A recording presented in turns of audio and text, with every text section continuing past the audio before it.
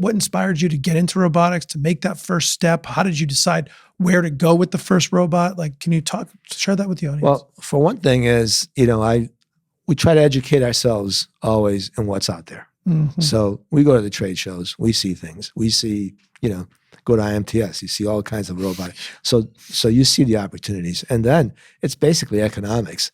It's, you have somebody sitting there doing something to a part all day long, and you start saying, well, how much does that cost versus how much does it cost to bring in a robot? Mm-hmm. So, it's just as simple as that.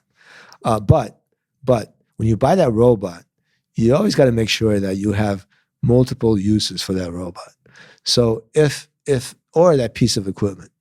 And that's how we basically did our transition. It was always like, if this job doesn't work out, if this job goes away, what else is there that we have that can fit into that machine? It's the backup plan. Backup plan. Yeah.